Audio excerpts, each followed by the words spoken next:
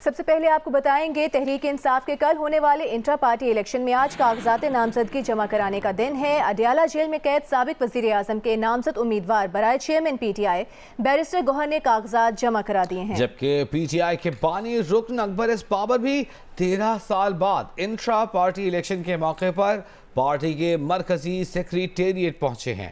اس بارے میں مزید جانیں گے نمائندہ جیو نیوز حیدر شیرازی ہمارے ساتھ موجود ہیں۔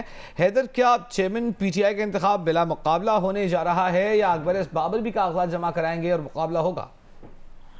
جی، تحریک انصاف کے انٹرا پارٹی انتخابات کے لیے جو کاغذات نامزدگی کا معاملہ ہے، اس حوالے سے بانی چیئرمین تحریک انصاف کے نامزد کردہ امیدوار برائے چیئرمین بیرسٹر گوہر علی خان نے اپنے کاغذات نامزدگی جمع کروائے ہیں اور مرکزی سیکرٹری اطلاعات رؤف حسن چیئرمین کے انتخاب کے لیے ان کے تائید کنندہ ہیں، جبکہ اویس احمد گوہر علی خان کے تجویز کنندہ ہوں گے اور کاغذات نامزدگی ریٹرننگ افسر سردار مصروف خان ایڈوکیٹ نے آج وصول کیے۔ اور اس کے ساتھ ہی آج پی ٹی آئی کے چیف الیکشن کمشنر نیاز اللہ نیازی نے چیف الیکشن کمشنر کو آج ایک خط لکھا ہے، جہاں پر انٹرا پارٹی الیکشن کے لیے ان سے سیکیورٹی اور تمام معاملات اور آئی جی خیبر پختونخوا اور چیف سیکرٹری کو معاملات کے حوالے سے سیکیورٹی کے حوالے سے کہا گیا ہے، جبکہ پی ٹی آئی کے بانی رہنما اکبر ایس بابر بھی آج تقریباً 13 سال بعد پی ٹی آئی کے مرکزی سیکریٹریٹ پہنچے، جہاں پر انہوں نے انٹرا پارٹی الیکشن کے حوالے سے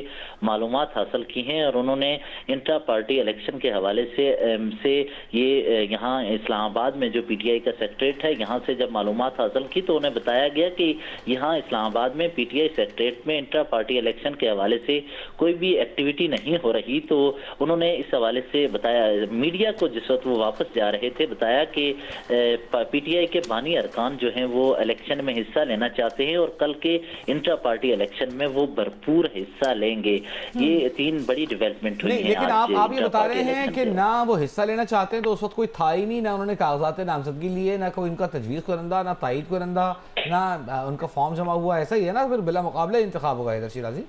جی بالکل، وہ جس وقت یہاں مرکزی سیکریٹریٹ پہنچے تھے تو کیونکہ یہاں پر مرکزی سیکریٹریٹ میں اس حوالے سے انٹرا پارٹی الیکشن کے حوالے سے ایسی کوئی ایکٹیویٹیز نہیں ہو رہی، لیکن انہوں نے اس حوالے سے معلومات حاصل کی ہیں کاغذات نامزدگی کے حوالے سے، ووٹر لسٹوں کے حوالے سے۔ آپ کا بہت شکریہ۔ اور حیدر شیرازی کی بات کو ہی اگر آگے بڑھائیں تو تحریک انصاف کے بانی رکن ہیں اکبر ایس بابر، انہوں نے کہا ہے کہ وہ کل کے انٹرا پارٹی الیکشن میں بھرپور حصہ لینا چاہتے ہیں، کاغذات نامزدگی، ووٹر لسٹ، الیکشن کے طریقہ کار کی معلومات لینی ہے۔ انہوں نے سوال کیا کہ یہاں کون معلومات دے گا؟ اکبر ایس بابر سوال اٹھا رہے ہیں کہ اس وقت الیکشن کے لیے فارم حاصل کرنا چاہتے ہیں، حصہ لینا چاہتے ہیں، لیکن اس وقت یہاں کوئی موجود نہیں ہے۔ سوال اب یہ پیدا ہو رہا ہے کہ کیا جو اس طرح انٹرا پارٹی الیکشنز ہوگے اس کو الیکشن کمیشن آف پاکستان تسلیم کرے گا یا نہیں؟ آگے بڑھتے ہیں۔ نیاز اللہ نیازی نے 2009 اور 2012 میں بھی انٹرا پارٹی الیکشن کرائے۔ خیبر پختونخوا کی نگراں حکومت نے پی ٹی آئی کو انٹرا پارٹی الیکشن میں سیکیورٹی دینے کا اعلان کیا ہے۔ الیکشن کمیشن کی ہدایت پر پی ٹی آئی کے چیف الیکشن کمشنر کو خط ارسال کر کے انٹرا پارٹی الیکشن سے متعلق معلومات مانگی گئی ہیں۔ خط میں پی ٹی آئی سے پوچھا گیا ہے کہ انٹرا پارٹی الیکشن کس مقام پر اور کس وقت شروع ہونا ہے۔ خیبر پختونخوا حکومت نے پولنگ سٹاف اور شرکاء کی فہرست بھی فراہم کرنے کا مطالبہ کیا ہے۔ خیبر پختونخوا میں پی ٹی آئی کے انٹرا پارٹی الیکشن کے لیے سیکیورٹی فراہمی کے معاملے پر پشاور کی ضلعی انتظامیہ کا موقف سامنے آ گیا ہے۔ ضلعی انتظامیہ نے کہا ہے کہ پی ٹی آئی کی جانب سے خط کا تاحال جواب نہیں ملا، خط کا جواب ملنے کے بعد ہی سیکیورٹی انتظامات ممکن ہو سکیں گے۔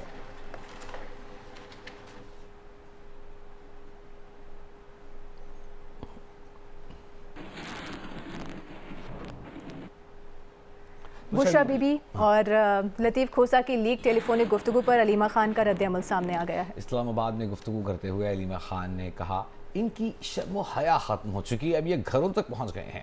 امریکی صدر نکسن کو لوگوں کی نجی گفتگو ریکارڈ کرنے پر ہی نکالا گیا تھا۔ آپ کے گھر کی بھی باتیں کیا فرق پڑتا ہے؟ یہ دیکھیں جب گھروں تک پہنچ جائے نا، یہ جو آپ کی